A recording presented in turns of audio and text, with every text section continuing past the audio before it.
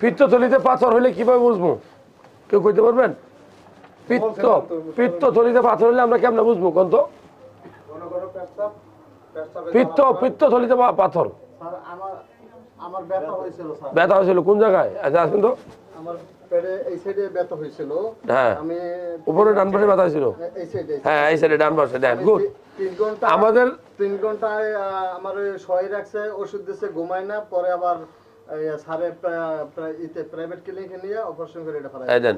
পিত্তথলি আমাদের একটা গুরুত্বপূর্ণ অঙ্গ, যেখানে পিত্ত রস জমা থাকে। পিত্ত রস কোথায় তৈরি হয়? লিভারে তৈরি হয়। পিত্ত রস কি কাম করে? আমরা যে ভালো ভালো খাবার খাই, দামি দামি খাবার খাই, বিরিয়ানি, পোলাও, রোস্ট, মুরগি, গরু, ছাগল, ভেড়া, ঘুষ, সুদ, হ্যাঁ, এগুলারে হজম করার জন্য আল্লাহ প্রদত্ত পিত্ত রস আছে, যেটা লিভারে তৈরি হয়, পিত্তথলিতে জমা থাকে। আপনি যখন খাবার খাবেন, এটা খাদ্য নালীতে আসবে। কি কাজ করবে? এই খাবারগুলো হজম করবে। এখন এই পিত্ত রস থেকেই কোনো কোনো কারণে অনেক অনেক সময় পিত্তথলিতে গুড়া গুড়া সাদা সাদা পাথর হয়, ছোট ছোট পাথর হয়। ওকে, এই পাথরগুলো হইলে কিভাবে বুঝবেন? আপনি দেখবেন যে আপনার পেটের এই যে উপরি অংশ আছে না, এই অংশের ডান পাশে ব্যথা করবে। ব্যথাটা কয়েক মিনিট থেকে কয়েক ঘন্টা স্থায়ী হইতে পারে। ব্যথার সাথে বমি হইতে পারে, ব্যথার সাথে জ্বর থাকতে পারে। বুঝতে পারছেন এই কথাটা?